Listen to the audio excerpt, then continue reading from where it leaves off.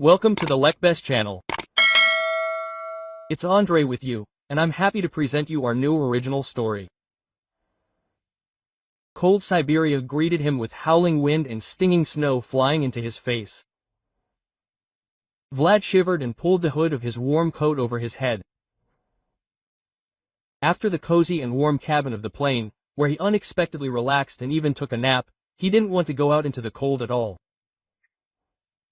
He was going to work on the way, but as soon as the huge bird rose into the sky, the man closed his eyes and smiled, remembering how his wife and daughter saw him off. Little Sasha promised her father to behave well, obey her mother, help with the housework and keep the house in order. She spoke about it so importantly and like an adult that he could hardly hold back his laughter. The girl copied the words and tone of the housekeeper's voice. She always talked about order and proper housekeeping. Vlad's wife, Lyra, was looking at the child with affection at the time, and he was thinking how much they were loved. Succumbing to these very recent memories, the man dozed off. The days before had been hot. There was a lot of work, and he was returning home at night. When the whole house was already asleep, the company Vlad worked for was engaged in timber. The young man's father and a couple of his friends were at the origins of this business. They owned the main assets. After studying at the university, Vlad also took up this. His responsibilities included negotiating, concluding deals and business trips. His arrival at the company was a breath of fresh air for it. The young man, full of energy and ideas, actively got involved in the work and raised the business to a new, higher level, using the most modern methods and technologies in his work compared to the outdated ones, but so familiar to his father and partners. He was not interfered with, on the contrary, new trends were welcomed, and the father was proud of his son. A new contract, very profitable for the company, arose suddenly. Several days filled with calculations, negotiations and other related matters. And then this business trip. He didn't know how long it would last, but he assumed that he wouldn't be home anytime soon. The icy wind was getting into the sleeves of his red ortaka. There was no escape from it. Vlad stood on the street and turned his head from side to side. He was supposed to be met, and he hoped to quickly climb into the warm interior of the car, but it wasn't there. Had they really forgotten about him? He couldn't even imagine that. Snow was flying in his face, and visibility was very poor, so he walked back and forth along the sidewalk in front of the airport building. The unfamiliar city seemed unfriendly to Vlad. Then he turned sharply, hiding from another gust of wind, and came face to face with some man. Moreover, the huge suitcase that the man was rolling quite noticeably ran over Vlad's leg. He grimaced in pain and cursed under his breath. "Excuse me," came a muffled voice from under the hood pulled down over his face, and the man raised his head. A young woman was looking at him. Dark strands of her loose hair stuck to her face. She was squinting from the snow and, apparently, was having trouble handling her luggage. Vlad took a half step back, letting her pass. He turned his head after her and watched in bewilderment as she struggled to drag her suitcase. One of its wheels had fallen off, and the woman was barely dragging it. She was wearing a long puffy coat with a large hood. Because of this, her figure seemed shapeless. He chuckled and turned away. A car pulled up next to him. The driver jumped out and, apologizing profusely, took Vlad's modest suitcase and threw it into the trunk. There was a snowstorm today. The traffic jams are terrible. You can't even imagine what's happening on the roads. Quote. Already getting into the car, Vlad involuntarily glanced at the figure with the damaged suitcase. She was slowly moving towards the taxi rank, as announced by a large sign. There was not a single car or person there. Judging by the driver's words, they were all currently in heavy traffic jams in one part of the city or another. This lady would have to wait a long time for her turn. For some reason, Vlad was sorry for her. She would probably have time to noticeably shiver in such a wind. He asked the driver to pick her up and give her a ride. The request seemed a little strange, but the owner is the master, let it be as he wants. The driver shrugged and kindly opened the car door for the woman, after which, with a groan, he picked up her things and also put them in the trunk. "Do you have a comrade there or something?" he muttered, puffing and sitting down in his seat. "A little," the woman answered kindly and threw off her hood. "Are you serious?" Vlad was surprised. "Yes, I was at the sea and took a few pebbles with me." He thought the woman was joking, but she looked at him seriously, and her dark eyes were attentive. They drove a short distance and got completely stuck. Vlad thought that it was stupid to sit silently in a traffic jam and that he needed to maintain a small talk. He asked the woman the most innocent questions about where she had vacationed and whether she had liked it there. She answered that yes, she had liked it, but it was not a vacation. "My friend got into a strange situation. I needed to help her." Vlad even regretted starting the conversation. Of course, we were talking about some women's suffering and resentment towards men. God forbid she starts telling him how she consoled her friend. But the woman managed to surprise him. His friend had lost a family heirloom. He needed to find it. "And how?" Vlad asked, puzzled. "Found it?" "Found it," the woman answered briefly. He played with his eyebrows, not knowing what to say, and then turned to the window. She was also looking at her window, not at all burdened by the silence. It turned out that Vlad's hotel and the woman's house were nearby, and this greatly simplified the task. Having with difficulty gotten out of the interweaving of central streets, the driver turned onto side roads, and from there through the courtyards he quickly reached the right place. They dropped the woman off at an intersection. She politely thanked him and disappeared into the clouds of snow. Vlad finally reached his room and blissfully stretched out on the bed. Tomorrow morning, things would spin and absorb him. He knew that there was a lot of work to do. He wanted to call home, but it was too late. Sashka had definitely been asleep for a long time, and Lyra had probably gone to bed too. "I'll call tomorrow," he decided.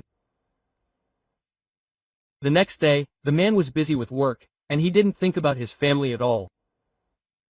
A couple of times he wondered how Sasha was, but there was no reason to worry about his daughter. She was in good hands with Lyra and Olga Makarovna. The latter was the housekeeper. The woman had been working in his house for many years and lived side by side with them.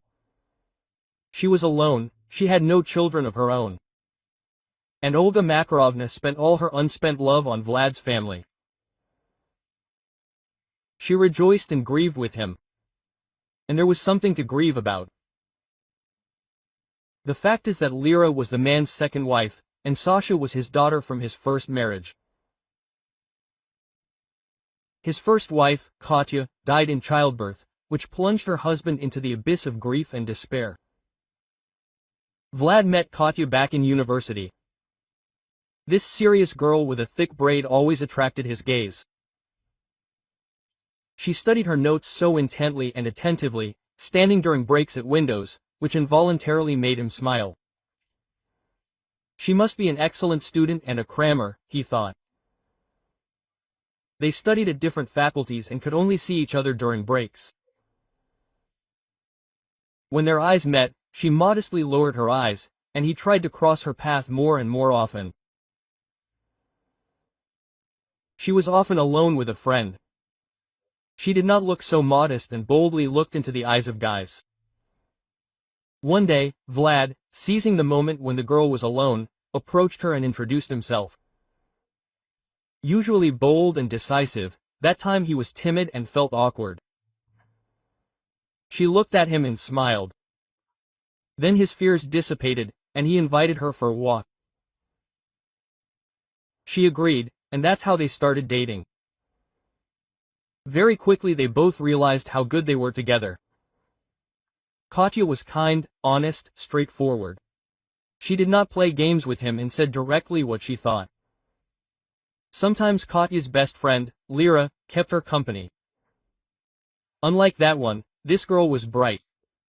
People always revolved around her, the guys, and she twisted them. No matter how different the girls were, it did not interfere with their friendship. They helped and supported each other. They had common secrets, which the girls faithfully kept. Compared to Lyra, Katya considered herself inconspicuous and unremarkable. Vlad was categorically against it. For him, she was the most beautiful and extraordinary. After finishing their studies, Vlad and Katya got married. For the wedding, Vlad's father gave the young couple a large house. Almost immediately, Olga Makarovna settled in it. Before that, the woman helped with the housework in her father's house, but when the young man said that he wanted to find a housekeeper, she asked permission to move in with him. No one objected, and Vlad was very happy. After all, he had known this woman for a long time and had warm feelings for her. Everything was fine and good with the young couple. Katya really wanted a child, but so far it was not working out. This upset her very much. Her husband calmed her down and said that everything will happen in due time. Let her not worry. So almost 7 years flew by, and suddenly Katya got pregnant. It was such a miracle and such joy for both of them. Vlad carried his wife in his arms, and she said that she felt like the happiest woman in the world. Olga Makarovna and Lyra rejoiced with them at this news. She was still there. The friendship of the young women did not fade, but only grew stronger with time. Lyra was a frequent guest in their house. During this time, she managed to get married twice and get divorced twice. She met some of the wrong men, which she later complained about to her friend for a long time, and sadly. Katya was always on her side, comforting her and saying that everything was still ahead. Quote, "Look how happily you live." But it doesn't work out for me, Lyra sighed. Don't worry, you just haven't met your person yet, her friend supported her. No matter how happy Katya was about her pregnancy, problems came with it. It turned out that childbirth could have a detrimental effect on her health. Doctors tried to dissuade the woman from this step, but she was adamant. Quote, "We've been waiting for this for so long. How can I give up the child?" she told her husband. He took the doctor's predictions more seriously and suggested that his wife think everything over and weigh everything, but no one could influence Katya's decision. Her pregnancy was going well. She was under constant medical supervision, and this calmed Vlad. But during the birth, the situation worsened. Everything happened instantly. The lives of the woman and the child were hanging by a thread.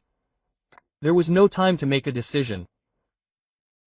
Fate itself decided so and gave Vlad a daughter, but at the same time took his wife. He thought he would go crazy. No one had ever experienced such grief, Vlad thought. He did not want to see or hear a single person. Locking himself in his bedroom, he did not let anyone in. Olga Makarovna courageously endured the suffering of her young master and her own grief. She had time to love Katya and become attached to her. But she had to take care of both the house and the child. All these responsibilities fell on the woman's shoulders. Lyra showed up almost every day. She was also grieving for her friend and felt sorry for Vlad. He came out of his bedroom after 2 weeks. Gloomy, unshaven, haggard, and went into his daughter's room. The nanny was looking after the child. She recoiled when she saw the man. He looked very unpresentable. He noticed her reaction and frowned, and then he saw Olga Makarovna standing nearby. Her look was more eloquent than words. It was then that Vlad put himself in order, and then returned to work. He learned to love his daughter and did not notice how quickly she became the most precious person to him. Time passed. The pain of loss did not disappear, but it became duller. It was necessary to learn to live on, at least for the child. Olga Makarovna was nearby. There were evenings when they sat together and simply found comfort in each other. Words were not needed. They simply felt that each of them not alone. Lyra often came. She didn't show any signs of worry. The woman brought gifts to the child, played, but Vlada looked at him with a quiet, sad smile. He was grateful to her. So many people were ready to support him. Katya dreamed of naming her daughter Alexandra, and Vlad fulfilled her wish. Sasha learned to talk early. She asked a lot of questions and was generally an inquisitive child. Now Vlad found it interesting to be with her. He tried not to mention Katya in front of her, but her name was still occasionally heard in the house. And the girl heard it. She asked her dad and Olga Makarovna about her mother and always got an answer. Her mother was the most wonderful. She grew up with this. Sasha turned 4 years old. Vlad never organized special celebrations. The girls gave gifts, and Dad spent this day with her. As usual, Lyra came in after work. She also had gifts for Sasha. It was already evening. Vlad offered the woman a little drink champagne for the girls' health. They sat in the living room, sipping sparkling wine, and watched how Sasha delightedly unwrapped the packages and how wildly happy she was with each gift. It was interesting and funny to watch her. Lyra complained about how tired her legs were during the day, and Vlad suggested that she not be shy and make herself comfortable. She took off her shoes, pulled her legs under her, and then sighed blissfully. The man continued to look at his daughter. He did not even notice how close Lyra was to him. Olga Makarovna knocked, entered and said that it was late. It was time for Sasha to go to bed. The girl did not protest. She ran up to her dad, kissed him and wished everyone good night. She and Olga Makarovna went out, and Vlad and Lyra remained on the sofa as before. Now their shoulders touched. She laid her head on his shoulder and closed her eyes. He froze. Pushing the woman away would be impolite and ugly. He didn't want to offend her. He didn't know what to do. His tension was growing. Quote, "If you only knew," Lyra drawled. Vlad glanced at her. Quote, "What are you talking about?" Her beautiful face was right in front of him. Her eyes looked at him with longing and tenderness. "Haven't you guessed what it was about yet?" "About how I loved you all these years, tried to forget you and get married, but that didn't help either.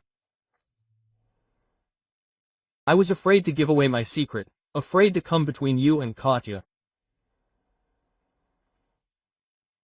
He sat there thunderstruck, struck by her words, and the mention of his wife's name caused a grimace of pain on his face. Lyra noticed, barely touching him with her fingers, she ran her palm over his cheek. "Darling," the woman exhaled and pressed herself against him. She never left that evening. She never went home that evening. They didn't see each other for a few days, and then Vlad called her and asked her to come. So, time after time, Lyra began to stay at his house more and more often, and after a couple of months she moved in completely. This didn't affect Sasha at all. The girl got used to the woman's frequent visits. She just stayed here now. Forever. Lyra did not try to assert her rights as the mistress and did not try to change her usual way of life. She adjusted herself. Soon Vlad already understood how important the presence of this woman was for him. She was always nice, accommodating and friendly. 6 months later, he asked her to sign. Let us have a full-fledged family. True, he no longer wanted a lavish wedding. Lyra agreed with him here too. This was not the first time for her either. They celebrated the signing with a dinner in a small family circle. The marriage did not change anything in their quiet and calm life. Vlad wanted his wife to meet him at home in the evenings. Now she devoted more time to Sasha and household chores, and the girl naively called her new mother. The first working day in a distant Siberian town ended late. Vlad returned to the hotel and hoped that he would have time to call home before Sasha went to bed. He already missed her. He wanted to call without witnesses, and it was not easy. He was surrounded by other people all day. As soon as he entered the hotel room, the man immediately picked up the phone. Lyra answered. She asked if everything was okay with him, and then handed the phone to her daughter. Sasha mumbled something, and he only looked touched in response. Several days flew by. In the evenings, he tried to call home. But it did not always work out. Vlad still returned to the hotel late. One day, when he was talking to Lyra, Olga Makarovna turned to her with some urgent question related to the household. I'll go away for a while, the wife warned and handed the phone to Sasha. Here, baby, talk to daddy for now, he can't wait to hear your voice.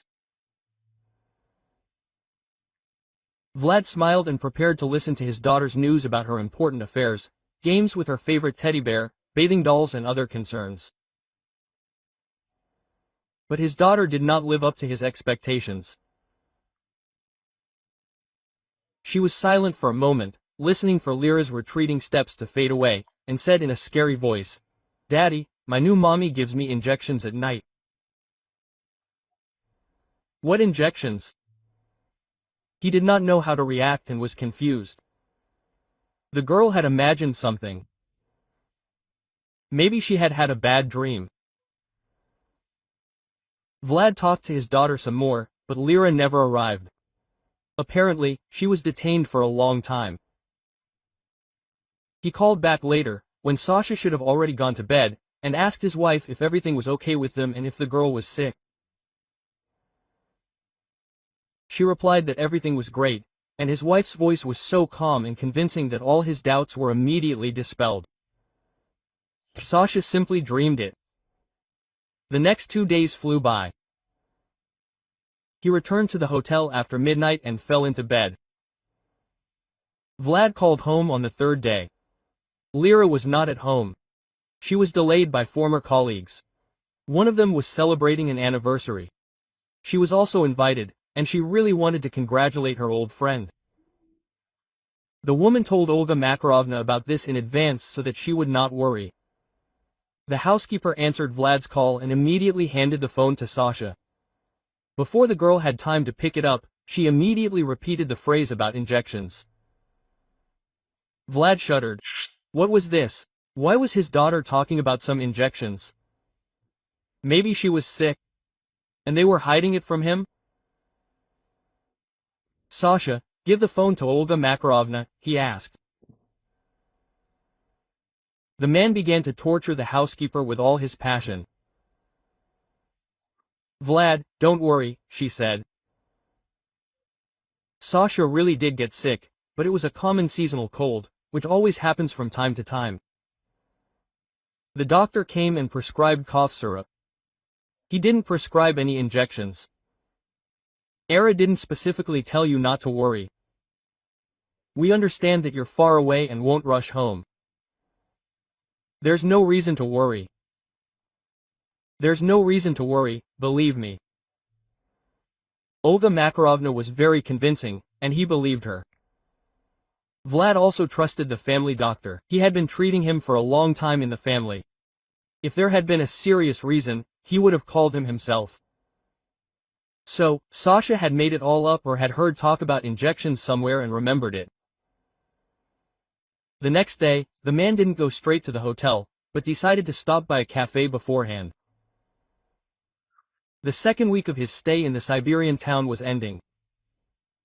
This day had been very difficult and nervous. He wanted to relieve the tension. There was a nice cafe on the way to the hotel. In the evenings, lanterns twinkled cheerfully in its windows, but their light did not seem bright, but rather soft and soothing. He had noticed this establishment more than once when driving past. And inside it was cozy, quiet and almost deserted. A couple was sitting in the corner. They were whispering, their heads close to each other and holding hands. A female figure was sitting to the side. Vlad was still thinking about getting him a cup of coffee or a glass of something stronger, when his gaze slid around the table, lingered on the lonely female figure. She seemed to sense this, and turned around. Her face seemed familiar to the man. But that couldn't be. He didn't know anyone in this city. Without deciding what he wanted, Vlad ordered both coffee and wine. He was heading to the table he liked. To do this, he had to pass by the woman. Involuntarily, he glanced at her table. In front of her stood an untouched glass of wine and a half-empty cup of coffee. He grinned. A familiar set and looked at her face. It was her, the woman who loved sea stones from broken suitcases. The same attentive dark eyes, the same snub nose. He noticed details well and remembered her profile when she looked out the car window from her side. The same strands of hair, only now they did not stick to her face, but fell in beautiful curls on her shoulders. For some reason, Vlad was terribly happy. It turns out that he also knows people in this city. She seemed to recognize him too, at least she looked at him with curiosity. He did not even have time to think, and already asked permission to sit down next to her. She did not object. The conversation started on its own. They communicated easily and naturally. Vlad admitted that he was here, on a business trip. She said that she was born in this city and loved it very much. "Are you celebrating something? And why are you alone?" Quote. He asked and bit his tongue. Usually he did not allow himself to be so unceremonious, but she was not offended. "Yes, I am," the young woman answered calmly. The end of a case. It was complicated. The husband was cheating on his wife and tried to change the documents to his own name in order to get her money. He turned out to be a gigolo under the hood too. Quote. Vlad chuckled. She was probably a lawyer or something like that. In order not to seem intrusive and secretive, he told a little about himself, namely, that he missed his daughters. Can you imagine? Sasha decided that her mother gave her injections at night. He laughed. She did not even smile, but asked in more detail, "How old is the daughter and how did she say it?" Vlad himself did not notice how he confessed to his companion that his daughter's mother was not his biological mother. The woman looked at him seriously. "Didn't that alarm you?" she asked. "Oh, come on." He leaned back in his chair. "These are typical children's fictions. Very unusual fictions." She looked him straight in the eyes. Vlad felt irritated. What does this woman know? What is she thinking up here? It's clear that Sasha dreamed all this. He already regretted sitting down next to her and starting a conversation. And she continued, "Why do they only give injections at night?" The girl could name any time of day. It doesn't matter for fiction. Vlad even got angry. Who was she to lecture him? "Do you think that if you are a lawyer, you understand everything about children?" The man asked defiantly. "I don't understand so much about children," she answered calmly. "Only I'm not a lawyer, I'm a detective." He found this statement funny, but she continued to look at him attentively, and the smile slowly slid from his lips. He did not assume that a young attractive woman could do such a thing. In his mind, detectives are plump elderly men with a piercing gaze and a cigar clutched between their fingers, but in extreme cases, they are nimble old ladies. He remembered her words about a friend whom the woman helped find lost family valuables. And her story today about a scoundrel husband who wanted to rob his wife. Now it was clear what she meant. "Forgive me." Vlad was embarrassed. This was a very unexpected statement. "So, do you think that I need to listen to my daughter's words?" She was silent and continued to look. He decided that it was time to say goodbye. This strange woman had managed to evoke a whole range of conflicting emotions in him in one evening. Vlad said that he had to go, since he had to get up early tomorrow, and the day promised to be difficult again. Why am I explaining myself to her? After all, she is a complete stranger to me, he thought in confusion. The woman politely said goodbye to him and handed him a business card. "Take it, maybe it will come in handy." He put the card in his pocket and only took it out to look at it at the hotel. The word detective was written in beautiful letters on a dark square. There was also a phone number and a name. Her name was Anna. At night, before falling asleep, Vlad recalled the words of the mysterious stranger and her herself. He liked her name. It sounded beautiful and suited her profession. The next day, work absorbed him again, and there was no time to think about anything else. But when the working day was ending, Olga Makarovna called. This time she was worried. The woman reported that Sasha had fallen ill. The cold had dragged on, and she had invited the family doctor. "I consider it my duty to tell you about this," Olga Makarovna said, "so that you don't reproach us later." The doctor prescribed medicine, everything was already bought, and Sasha began to take them. And the injections? The doctor prescribed injections too. This question interested Vlad most of all. "No, he didn't prescribe an injection," the woman said confidently. "He had to stay longer than usual in the evening, and the whole next day he was running around. The work was coming to an end. A little more, and the work process would be launched, and he would be able to fly home." Vlad really missed Sasha. Remembering her, he smiled and thought, "I wish I could just take a look at her." Suddenly Vlad straightened up and froze. A camera? Right, there was a camera in his daughter's bedroom. How could he forget about it? When Sasha was born, at Olga Makarovna's insistence, he ordered a camera to be installed in the nursery. "It will be calmer," the woman said then. "You will be able to see your daughter at any moment. What if she starts crying or is left alone? You never know, the nanny might step away for a couple of minutes, and the girl will get scared." She gave many arguments, and Vlad gave in to her persuasion.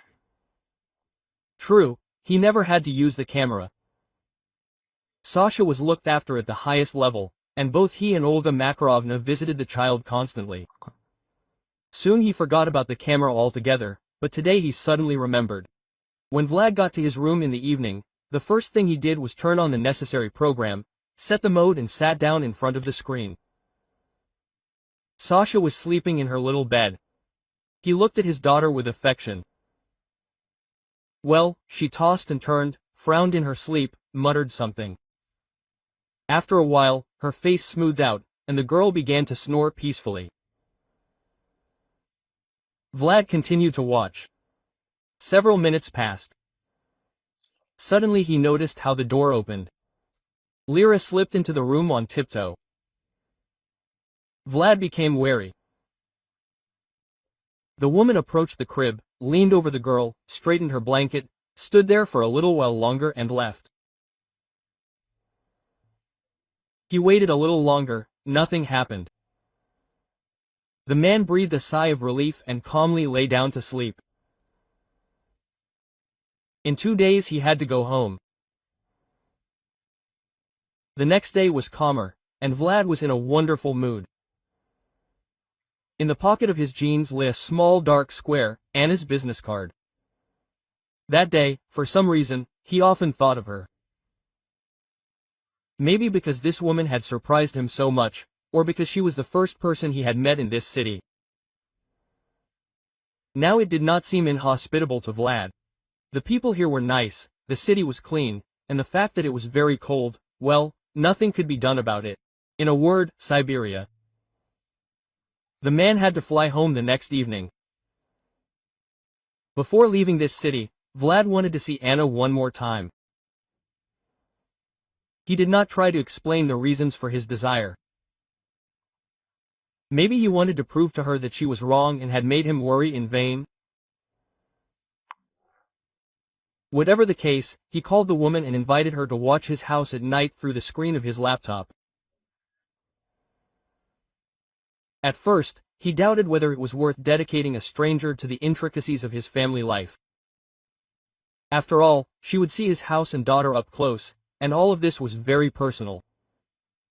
But then the man reasonably decided that there was nothing to worry about. They would not meet again, and nothing would connect them. Vlad told Anna in detail about the camera and what he had seen the night before. She was not surprised, thought for a bit, and agreed. They settled down in his room in front of the turned-on screen. It was late evening, snow was falling softly outside the window. They looked at sleeping Sasha. Vlad kept glancing at his guest. Her gaze was attentive and friendly. Again, like the night before, Lyra looked into the nursery. Anna moved closer to the screen. She was examining his wife. Lyra quickly left. "You have a beautiful wife." Anna turned to Vlad. He chuckled vaguely and wanted to turn off the computer, but the guest stopped him. "Don't rush, let's watch some more." Vlad felt very awkward. They sat silently in front of the screen and waited. More than an hour passed. He was already exhausted. The situation seemed absurd. He was thinking about how he would say goodbye to Anna. What words to say as a last word, when suddenly something happened that made him perk up. He wanted to call home right away, but she stopped him, and then began asking him questions. They were different, many personal, and some so unpleasant that he did not want to answer them at all. Anna asked them in a businesslike and restrained manner. Not a single emotion was reflected on her face, and Vlad mentally praised her endurance. "I need to think about it," the woman said when she found out everything he wanted. By that time, Vlad felt like a squeezed lemon. Before leaving, Anna gave him an assignment that he would have to complete the following morning. They agreed to meet the next day after lunch, and he called her a taxi. All work issues had already been settled, and Vlad had absolutely nothing to do. He was languishing in anticipation of a meeting with Anna. She appointed it in the cafe where they first talked. The man arrived early. He chose a table in the corner by the window and looked out at his new acquaintance. She came in and laid out all her suspicions to him, justifying them competently and reasonably. Vlad categorically did not like this, but for now he had nothing to object to. You need to do something for your wife that will make her very happy, the woman suggested. What exactly? Buy an expensive thing, Vlad thought. No, something more significant. Anna thought for a moment. You said that your wedding was very modest. Yes, he agreed. We did not throw a celebration and did not invite guests. We did not even buy a wedding dress for Lyra. Each of us chose something from the wardrobe we already had. That's great. Her eyes sparkled. You should throw a celebration for your wife. Tell her that you want to seal your union properly, so that she will feel even happier. Invite guests, celebrate in some chic place. Let her know how dear she is to you. Call right now. Anna stood up and stepped aside so as not to embarrass the man. He did as she said and gestured that the conversation was over. Lyra was very happy, he said when Anna returned to the table. But she did not sit down and said that it was time for them to say goodbye. All the issues had been resolved, and he had to catch a plane soon. Maybe you will fly with me, help me, so to speak, to finish what I started. These words escaped Vlad involuntarily, and he felt embarrassed. She smiled. I don't need to fly with you. Everything is already clear. You will manage without me from now on. But he could no longer stop. Please fulfill my last request. Take me home. She agreed. For a second, Vlad thought that she was even happy with his offer, but he did not dare allow himself to believe it. They said goodbye in the airport building and both felt confused. What to say goodbye? They were not friends or even acquaintances, just random passers-by. But their lives were so intricately intertwined that they became especially close. The entire long way home, Vlad went over in his memory different moments of their meetings with Anna. He had mixed feelings for this woman, of course, primarily gratitude, but besides that, there was something else that he was afraid to admit to himself. He got home only in the morning, but did not worry about how things were going at home. The man knew that all his instructions given by Anna had been carried out. Already in the car that was rushing him to the city, he made the last calls and warned the right people. Lyra really did give the child injections at night. It was a poisonous substance that was supposed to kill the girl. Soon she would have ended up in the hospital, from which she would never have left. The woman would have found a way to complete her terrible deed there too. Lyra was a calculating and rather cruel woman. Even then, when she saw Vlad for the first time, she appreciated his appearance and manners and thought that she would like to get such a guy as a husband. He took the bait on Katka. It seemed funny. Katya was modest and silly. She never knew how to behave in the presence of men, and was always embarrassed. But she, Lyra, was a beauty and a smart girl. She never doubted for a minute that she would easily take Vlad away from girlfriend. But it was not so. He did not notice anyone else, and no matter how hard Lyra tried, she did not succeed. She bit her elbows and was angry at her more successful friend. How she hated her then. And then Vlad and Katya's relationship ended in marriage, and Lyra harbored a grudge in her heart. Her life went on as usual. Men changed like gloves. She even managed to jump out of marriage for both of them. But everything was not the same. They turned out to be ordinary, with their desires and shortcomings. The love of these men was not enough for her. They could not give what Lyra so passionately desired, namely wealth and omnipotence. When Katya became pregnant and her life was in danger, Lyra was the only one who convinced her friend that all the doctor's persuasions were empty. They tell everyone that, Lyra reasoned. And no one listens to them. Everything will be fine with you. In fact, she did not think that trouble would happen. She just said it out of spite. Her friend's life was going too well. Lyra skillfully hid her feelings. She often visited Katya and Vlad's house on the basis of old friendship and also grieved when something terrible happened.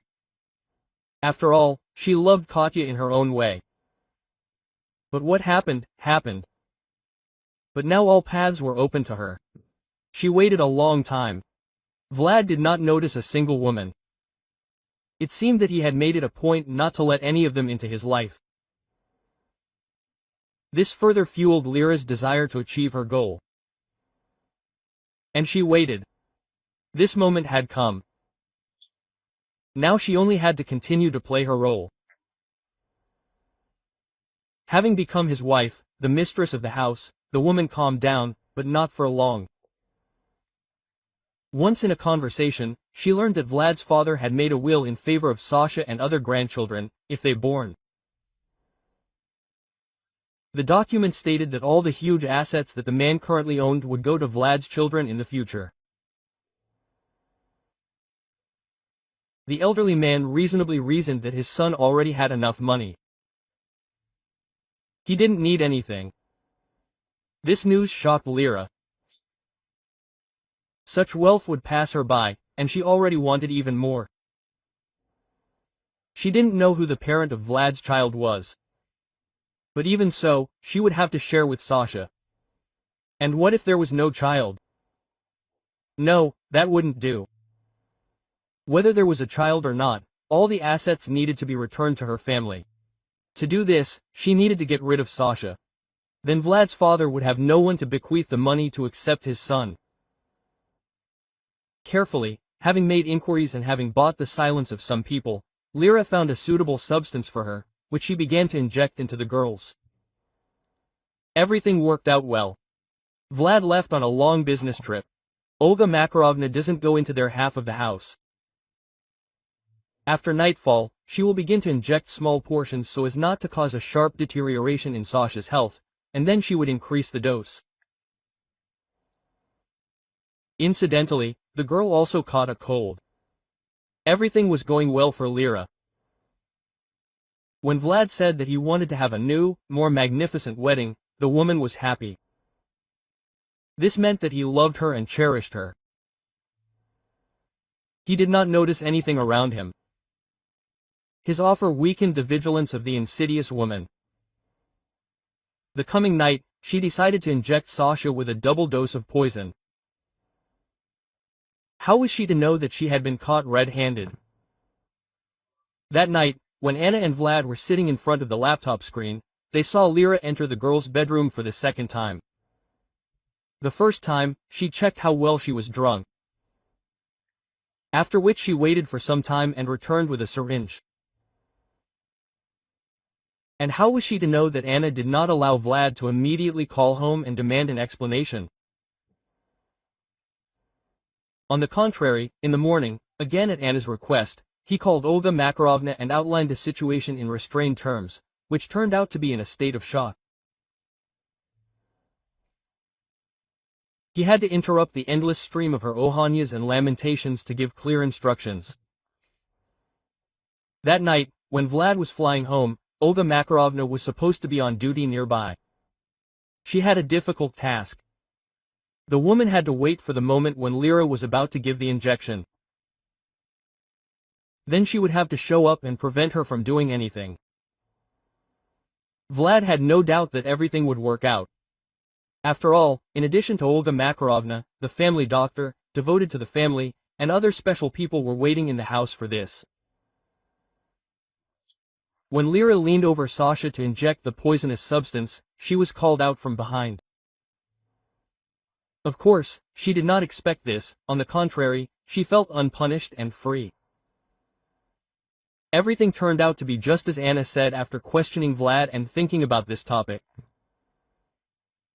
In addition, there was a recording of the previous night, which clearly showed what actions Lyra was doing over the child's bed. Now she was in for a severe punishment. Vlad could not even imagine the extent of his wife's cruelty and longed revenge, as if the scales had fallen from his eyes. All of Lyra's calculated actions became clear and explainable. The investigation began quickly and ended just as quickly. Everything was already clear. And Lyra had to wait for the trial. Sasha recovered quickly.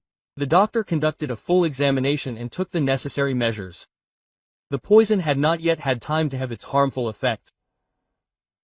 Olga Makarovna was in great shock. The doctor had to take care of her health as well.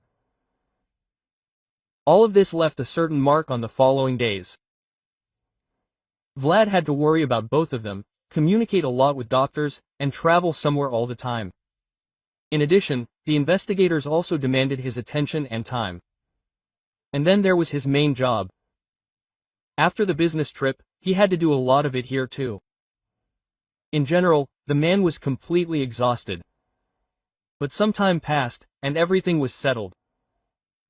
Sasha and Olga Makarovna felt good. The work got better, the investigation was over.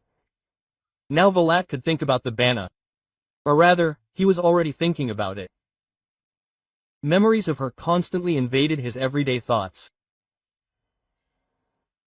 Several times he wanted to call her, but each time he stopped himself. He called only once, to tell her that the matter was over. She answered reservedly and quickly said goodbye. Her voice seemed tense to him. Now Vlad didn't know what to do, to call or not. What if she had a man? He didn't even ask her about it. What if he meant nothing to her? Just an ordinary client. A million of them suddenly appeared in his head. He still didn't dare call. He bought a plane ticket. Siberia greeted him with another blizzard. Despite everything, he decided that this was a good sign. Vlad planned to check into a hotel and call her in the morning, but he couldn't resist. He could hardly wait for the taxi to take him to the city, and when he dialed her number, his hands were shaking treacherously. Anna, I urgently need help from a detective. One person is completely confused. He flew to your city, but does not know whether he should have done this or not. He wants to know if he is desired guest or not. Help me. How can I help this man? Her voice rang out. She closed her eyes as she answered him. Could it really be true? She waited so much, she believed so much, but he called only once, and then disappeared. Quote, I'll be waiting for you in our cafe, Vlad shouted into the phone. It was Andre with you. Thank you for choosing me. We've been writing stories for you for 4 years now. We'll be glad to have you back on Lekbes for new emotions. All the best.